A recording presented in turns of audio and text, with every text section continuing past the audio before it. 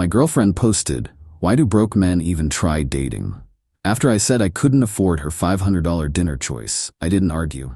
I just Venmo requested her for every date, meal, and movie I'd paid for over 8 months, $6,400 total. When her friends saw the public request, original post. I, 26 male, have been dating Madison, 24, for 8 months. Met her through a dating app, hit it off immediately. She worked as a social media consultant, which basically meant she helped small businesses set up Instagram accounts for like $200 a pop, not knocking the hustle, but important context for later. From day one, I paid for everything. Not because she asked initially, but because I was raised that way and genuinely enjoyed treating her. Coffee dates, dinners, movies, weekend trips, concerts, all on me. She'd do this thing where she'd reach for her purse, then I'd say, "I got it." And she'd smile and say, "You're the best." Every single time. I work in IT support, make decent money, about $72 a year. Not rich, but comfortable. Could afford to date and save a bit each month. Madison lived with roommates in a nice area, always had designer bags, latest iPhone. I assumed she was doing well with her business. Last Tuesday, she texted me about this new restaurant opening, some celebrity chef place, super exclusive. She'd been posting about wanting to go for weeks. I looked at the menu online. Appetizers started at $60, entrees at $150. The tasting menu she wanted? $500 per person, not including drinks. Me, "Babe, that's a bit out of my budget right now. Maybe we can go somewhere else nice?" Seriously, it's just dinner. It's $1,000 for one meal. That's my entire entertainment budget for 2 months. Wow, I didn't realize you were struggling financially. Me, I'm not struggling. I just can't drop $1,000 on dinner randomly. My ex would have made it happen. This is embarrassing. Then radio silence for 3 hours. I'm at work thinking we're having our first real fight over some overpriced food. Then I see it. She posted on her Instagram story, "Why do broke men even try dating?" Like, sir, if you can't afford to treat a woman properly, just stay home and level up first. This is embarrassing. She didn't tag me, but her friends knew who she was dating. The comments started rolling in on her actual post. Period. Know your worth, queen. Men really out here wanting girlfriends on a McDonald's budget. This is why I have a 3-date rule. If he doesn't spend at least $200 on the first date, next. I sat at my desk, staring at my phone. 8 months. 8 months of paying for everything, never complaining. And this is what she thinks of me. I'm broke because I won't blow $1,000 on dinner? I didn't text her. Didn't call. Instead, I opened my banking app and started scrolling through 8 months of statements. Every dinner, every movie, every coffee, every weekend trip. I screenshotted everything. Then I opened my notes app and started calculating. It took me 2 hours. 2 hours of adding up every single thing I'd paid for. The total, $6,427. That's when I decided, no arguments, no emotional texts, just pure, simple accountability. I opened Venmo, set it to public, and sent her a request for $6,427. In the description I wrote, 8 months of dates, dinners, movies, and trips. Since I'm too broke to date properly, here's your half of our relationship expenses. Thanks for clarifying my financial situation. Then I went back to work. Update 1, 2 days later. The aftermath was immediate and spectacular. Within 30 minutes, her best friend Kelsey called me. I didn't answer. Then Brittany, another friend, then Ashley, then Madison herself, 14 times in a row. I let them all go to voicemail. The texts started flooding in. "Madison, what the hell is wrong with you? Take it down now. This is psychotic behavior. You're really doing this over one dinner? Everyone can see this. Answer your phone." I didn't respond to any of them, but I was watching the Venmo comments roll in. See, when you make a Venmo request public, people can comment. And boy, did they comment. My buddy James, 8 months? Bro was funding a whole relationship solo. My coworker Dennis, this man kept receipts, respect. Random stranger, not the itemized relationship invoice. But then Madison's friends started damage control. "Kelsey, this is abusive behavior. Making this public is financial abuse." Ashley, "Small dick energy for real. A real man wouldn't keep track." Brittany, "Imagine being this petty over your girlfriend wanting nice things." That's when something interesting happened. Other people, strangers, started responding to them. Financial abuse is making someone pay for everything, then calling them broke publicly. So he's supposed to go bankrupt for her Instagram photos? $6,400 in 8 months? That's literally a used car. The request had over 300 likes within 2 hours. Someone screenshotted it and posted it on Twitter. It started going mini viral. Madison showed up at my apartment that evening. I saw her through my Ring doorbell, standing there in the designer coat I'd bought her for her birthday, holding the Michael Kors bag I'd gotten her for our 6-month anniversary. I didn't answer. Madison, I know you're home. Your car is here. Hey Madison, did you come to pay the Venmo request? Open the door. We need to talk. About what? How broke I am. I was just venting. You know I didn't mean it. Me, you meant it enough to post it publicly and let your friends trash me. Madison, down the Venmo request and we can talk. Pay the request and we can talk. She stood there for another 10 minutes, alternating between crying and yelling. My neighbor came out to check what was happening. Madison told her I was being abusive by not letting her in. My neighbor, bless her heart, said, "Honey, he doesn't have to let you in his home. That's not abuse, that's boundaries." Madison left after that. That night, she tried a different approach. She posted a Notes app screenshot on her story. Since someone wants to be petty and count pennies, here's the truth. I've given this man emotional labor for 8 months. Listened to him complain about work every day. Helped him pick outfits. Spent my time making him look good in front of his friends. Decorated his boring apartment. Taught him about wine. Elevated his whole life. But sure, let's talk about dinner money. Some of y'all really don't understand that a woman's presence is the prize. The audacity to request money from me, like I'm some random person and not someone who upgraded his entire existence. This is why I'm done dating broke and cheap men. I screenshotted that too. Then I did something petty.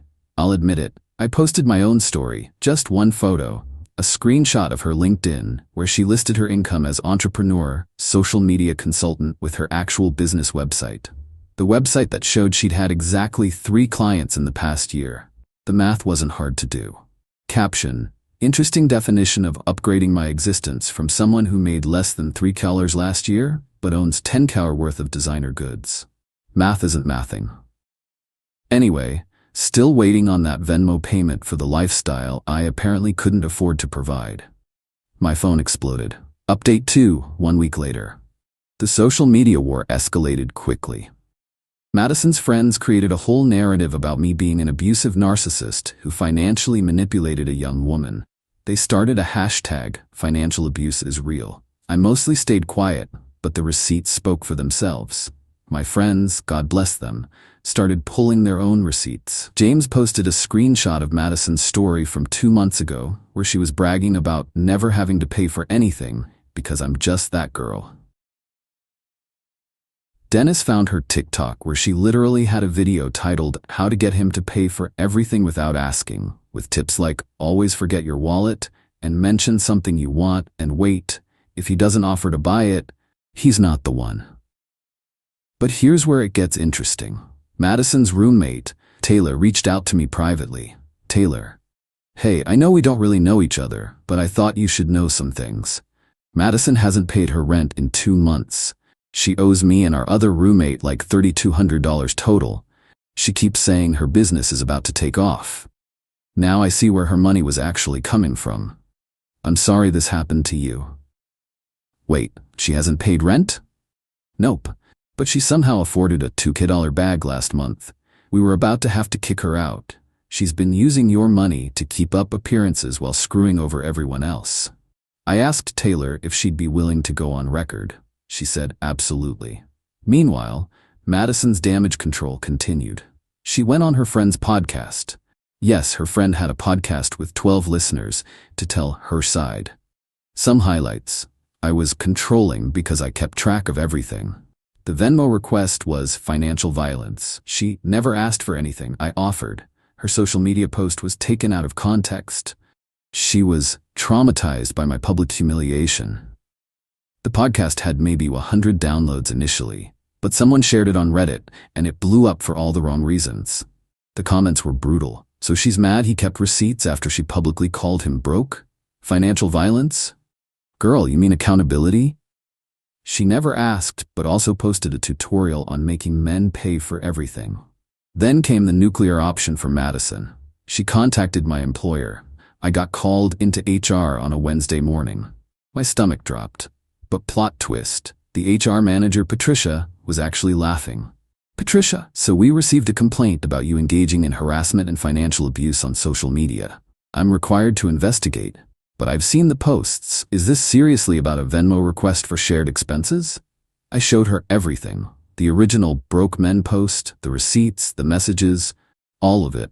Patricia, this is the most ridiculous complaint I've ever seen. You're fine. But maybe keep the drama off work hours? Fair enough. But Madison wasn't done. She threatened legal action. She actually had someone she claimed was a lawyer send me a cease and desist letter via email. It demanded I remove the Venmo request and pay her $5,000 for emotional distress and defamation. I forwarded it to my cousin, who's an actual lawyer. He laughed for 5 solid minutes on the phone. This isn't even on legal letterhead. It's a Gmail address. This is her friend pretending to be a lawyer. Also, truth is an absolute defense against defamation.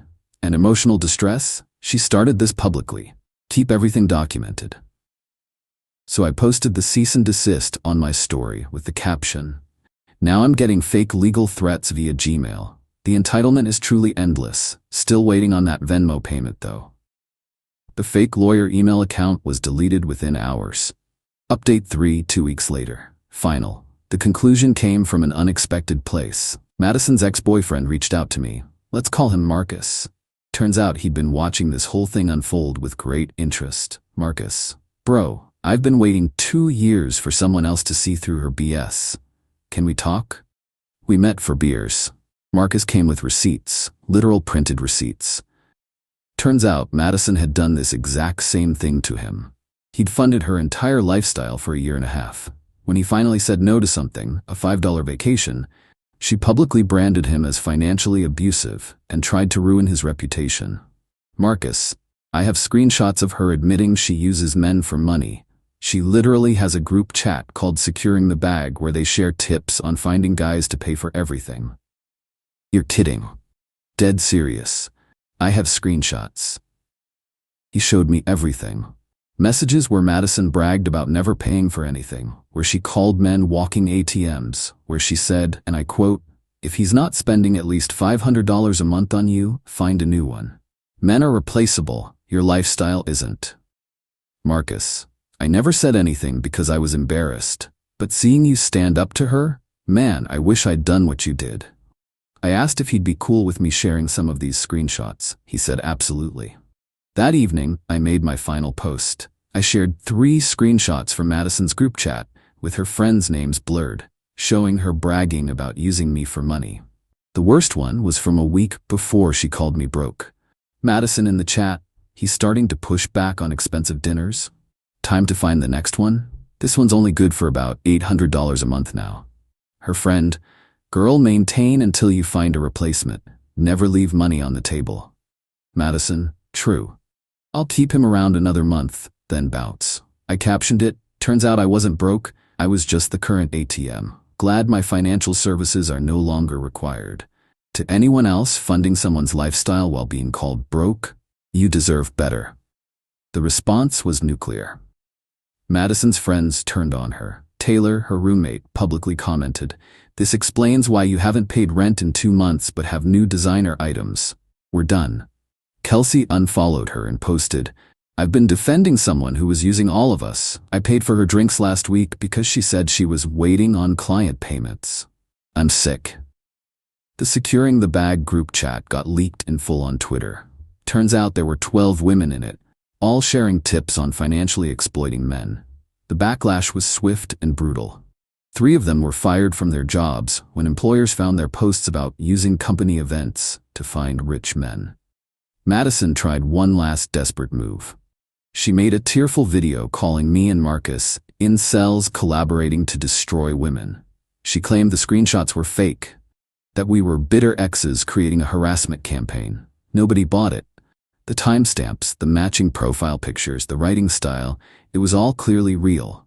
Her Instagram went from 8K followers to 2K in 3 days. She had to make her account private. The social media consulting business completely collapsed. Turns out potential clients don't want to hire someone who became infamous for exploiting people. Last I heard from Taylor, Madison had to move back in with her parents in her hometown. She apparently told them she was taking a break from the toxic city energy, but the truth was she couldn't afford rent anywhere and had burned every bridge in town. The Venmo request, still sitting there unpaid. Now with over 2,000 likes and hundreds of comments, it became a bit of a local meme. People started commenting their own relationship expense breakdowns on it. Someone turned it into a TikTok trend. Show us your unpaid emotional invoices. As for me, I'm good. Great.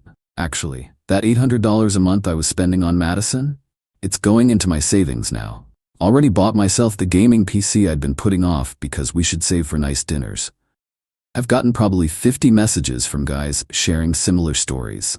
Created a little support group chat called Recovering ATMs where we share our stories and red flags to watch for. Started dating again last month. Went on a coffee date with a girl named Eliza. When the check came, she immediately said, "Let's split it." I almost cried from joy. We're going on date number 4 this weekend. She suggested a picnic in the park because expensive dinners are overrated anyway.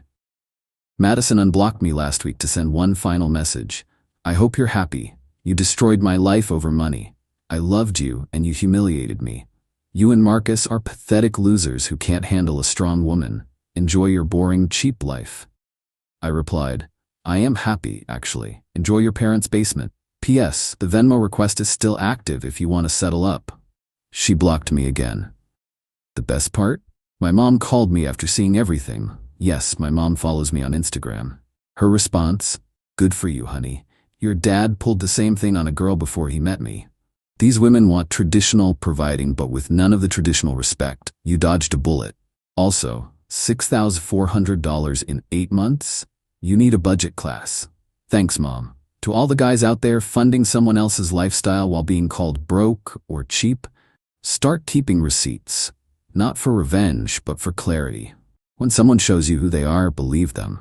And when they publicly humiliate you for having boundaries, well, public accountability works both ways. The Venmo request is still up, by the way. $6,427. I'm keeping it there forever as a monument to audacity. It's my favorite notification. Your request to Madison for $6,427 is still pending. Good luck out there, kings. Watch your wallets. Trust but verify. And never, ever let someone make you feel bad for having financial boundaries. Peace out.